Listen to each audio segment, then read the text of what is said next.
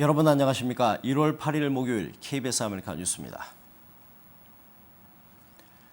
무려 700억 달러를 들여 LA와 샌프란시스코를 잇는 고속철도를 개통키로 했다는 사실 알고 계실 텐데요.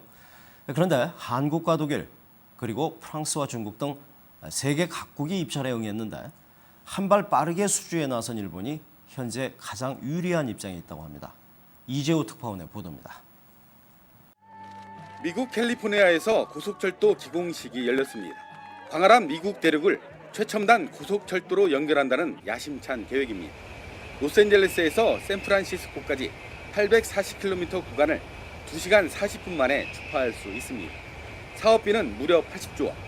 독일과 프랑스, 중국, 한국, 일본 등 세계 10여 개의 나라가 입찰에 참여한 상태. 하지만 일본이 앞서가고 있습니다.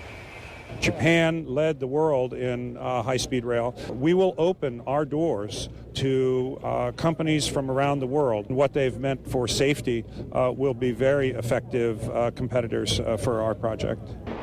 아베 총리는 이미 지난해 4월 케네디 전 대통령 딸인 캐롤라인 주일 미국 대사를 신칸센에 시승시키며 수주 작업을 벌여왔습니다.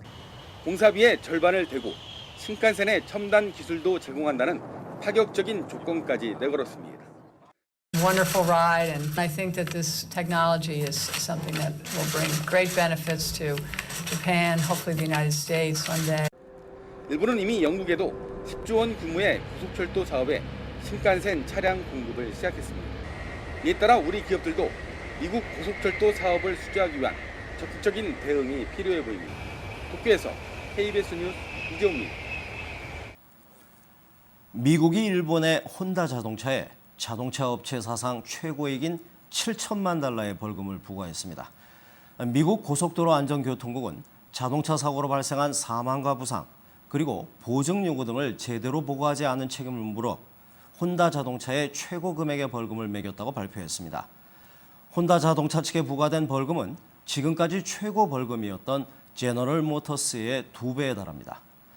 제너럴 모터스사는 지난해 점화 스위치 문제를 늑장 신고한 데 따라 3,500만 달러의 벌금을 부과받았습니다. 한인사회가 이제 미국 사회의 어엿한 공동체의 일원으로 성장했다는 견해가 나오고 있습니다.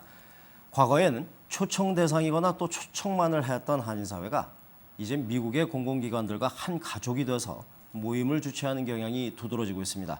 윤범수 기자가 취재했습니다. 한인사회와 올림픽 경찰서 관계자들이 새해 한자리에 모였습니다. 한인단체들의 자체적인 신년회는 많았지만 지역 경찰 관계자들과 함께하는 조찬 회동은 올해가 처음입니다. 경찰서가 타운에 들어선 지 5년, 한인사회와 지역 경찰 간의 신뢰는 이제 협력을 넘어 커뮤니티를 함께 발전시키는 동반자로서 더욱 단단해졌습니다. 첫 번째 행사로서 2015년을 우리 커뮤니티 안전을 위해서 또 우리 시의 안전, 나라의 안전을 위해서 또 이렇게 발전을 위해서 이렇게 기도할 수 있게 되어서 참 기쁘고요. In the past, it was about building community relations, and as we go into 2015, we are really committed to build even stronger partnerships. And this prayer breakfast is the first prayer breakfast that we've had. 새해 다시 시작된 경찰 관계자 대상 한국 문화 워크숍. 단순히 한국 문화를 보여주는 수준을 넘어 미국의 역사와 다민족, 다양성을 주제로 한 대학 수준의 심도 높은 강의와 토론이 이어졌습니다. 지난 2008년부터 시작해 올해로 25회째를 맞은 워크숍은 그동안 1000여 명의 경찰들이 다녀가며 한국 그리고 미국 속 한인사회에 대한 이해를 높였습니다. 최근 들어서는 한류의 영향을 받아 워크숍에 적극적으로 임하는 참가자들도 많아졌습니다. I would say they even need to do this kind of thing within the community, not only law enforcement, so that we can all interact with each other better. 초기 정착이 필요했던 이민 초기, 아메리칸 드림으로 대변됐던 7, 80년대. 폭동에서 점철된 아픔의 90년대를 넘어 한인사회는 이제 새로운 전기를 맞고 있습니다. 1세를 지나 2세, 3세가 중장년층이 되면서 미국 사회의 당당한 일원으로 자리 잡았고 유력 정치인들도 배출하기 시작했습니다. K-팝과 드라마, 음식 등에서 시작된 한류는 이제 타민족들에 의해 새로운 한류로 재생산되는 수준에 이르고 있습니다. 그만큼 저희들도 established 되고 아주 성숙해서 이제는 그냥 외국인으로서 미국 사회에서 역할을 하는 게 아니라 full 100% American으로서 Korean American으로서 아주 여러 가지 면으로 지금 너무 그 2세들이 아주 exciting하고 한 다이나믹 면으로 이 사회에서 봉사하는 것 같아요. 그리고 2015년 한인 사회는 이제 미국 사회의 성숙한 일원으로 새롭게 출발하고 있습니다. KBS 뉴스 윤범수입니다. 뉴욕시가 휴대전화 교내 반입 금지 규정을 철폐했습니다. 이제 학교장의 재량에 따르게 됐는데요. 학교가 허락을 할 경우 휴대전화를 갖고 학교에 가도 됩니다. 뉴욕 김일강 통신원입니다. 드블라조 뉴욕시장이 선거 공약 중 하나였던 휴대전화 교내 반입 금지 규정을 철폐시켰습니다. 이로써 지난 2007년부터 도입된 휴대전화 반입 금지 규정은 오는 3월 2일 폐지됩니다. This city, in terms of the policy of the previous administration, was simply out of touch with the reality of modern parenting. 공립학교 가운데 휴대전화를 갖고 들어올 수 없는 학교는 검색기가 설치된 학교들만이기 때문에 형평성에 문제가 있다는 게 뉴욕시의 입장입니다. 또 학부모들이 휴대전화를 통해 자녀의 안전을 확인할 수 있도록 해야 한다는 지적입니다. We saw it as an extension of our ability to be good parents. 교육국은 관련 지침을 마련하고 학생들과 부모들의 권리와 의무를 알릴 예정입니다. Our challenge is to make sure that students understand that this is a privilege, not a God-given right, and that they use it appropriately or else. 하지만 뉴욕시는 학생들의 휴대전화 교내 반입 여부는 학교장의 재량에 맡기기로 했습니다. 수업 방해를 막기 위해 휴대전화 반입을 금지하고자 할 경우 학교장은 협의를 거쳐 학교의 자체 규정에 따라 이를 결정할 수 있습니다. 지금까지 뉴욕이었습니다. 미국과 유럽 증시가 급등했습니다. 국제 유가가 이틀째 안정세를 보였습니다. 잠시 후에 관련 소식 이어집니다.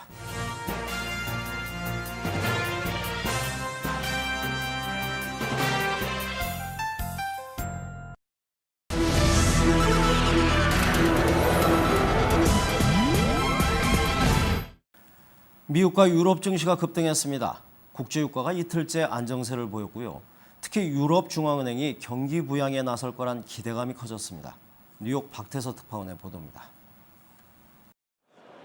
오늘 다우와 나스닥 등 미 증시 3대 지수는 모두 2% 가까이 뛰어올랐습니다. 유럽 증시도 동반 폭등했습니다. 독일, 프랑스, 영국, 이탈리아, 스페인 증시가 3% 안팎 급등했습니다. 어제 이어 이틀째 상승입니다. 미국, 유럽 증시 모두 신년 초 유가 폭락 여파로 까먹은 걸 거의 다 회복했습니다. 오늘 급등은 유럽 중앙은행이 디플레이션 저지를 위해 공격적인 돈 풀기에 나설 거란 기대감이 크게 작용했습니다. 어제 나온 연준 미 중앙은행 회의록에서 조기 금리 인상 얘기가 없었던 점도 투자 심리를 부추겼습니다. Und hier zeichnet sich ab, dass vor Ende April es zu keiner Straffung der Geldpolitik in Amerika kommt und das lässt die Märkte hier nach oben gehen. 미국의 신규 실업수당 청구 건수가 줄었다는 노동부 통계, 유로존 소매 판매가 소폭 증가했다는 조사 결과도 나왔습니다. 그제까지 폭락했던 국제 유가도 연이틀 상승했습니다. 서부 텍사스 원유는 전날보다 14센트 오른 배럴당 48.79달러의 거래를 마쳤습니다. 뉴욕에서 KBS 뉴스 박태서입니다. 프랑스의 잡지사에 테러를 저지른 범인들에 대한 추적이 이틀째 이어지고 있습니다. 경찰은 달아난 2명의 행방을 쫓으며 포위망을 좁히고 있는데요. 파리 김성모 특파원이 자세한 소식 전합니다. 프랑스 경찰이 잡지사 테러 용의자를 체포하기 위해 경찰력을 총동원해 이틀째 수색 작업을 벌이고 있습니다. 용의자 형제는 도주 중 프랑스 북부 지역의 주유소에서 총을 쏘며 직원을 위협해 음식과 기름을 훔친 것으로 밝혀졌습니다. 경찰은 주유소 주변 지역에서 용의자들이 버린 차를 발견하고 포위망을 좁혀가고 있습니다. Un monsieur qui me dit apparemment ils auraient quitté leur véhicule et ils seraient dans la forêt. Repassez pas par la forêt, prenez le long de la forêt pour éviter de les croiser. Voilà, c'est tout. 이에 앞서 파리 외곽 남부 지역에서 어제 또 총격 사건이 벌어져 경찰 1명이 숨지고 1명이 크게 다쳤습니다. 이 총격 사건의 범인도 도주했으며 잡지사 테러와 연관성은 아직 확인되지 않고 있습니다. 또 다른 테러에 대한 우려로 현재 경찰 등 8만 8천 명이 동원됐습니다. 프랑스 정부는 또 파리 시내 주요 시설에 평소보다 2배 가까운 군병력을 투입해 최고 수준의 경계를 유지하고 있습니다.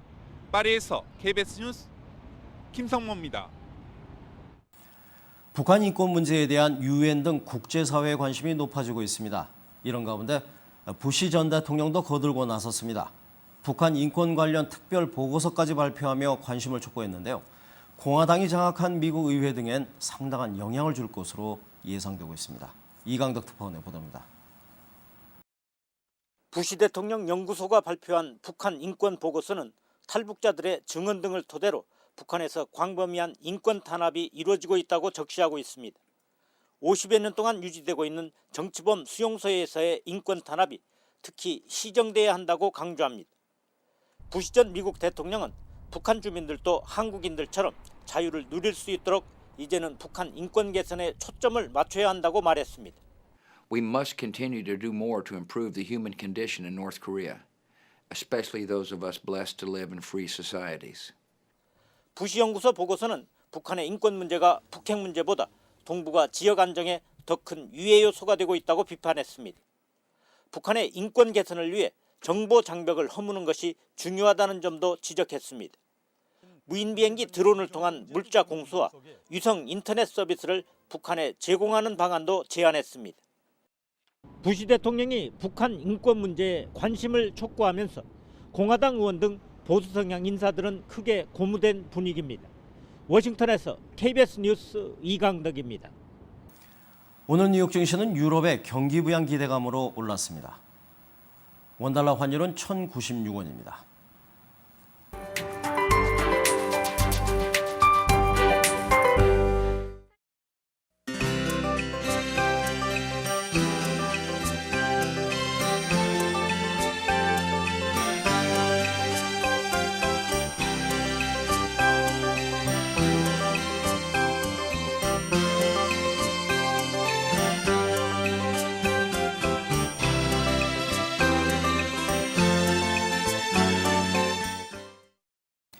목요일 밤 KBS 아메리카 뉴스를 마칩니다. 시청해주신 여러분 고맙습니다.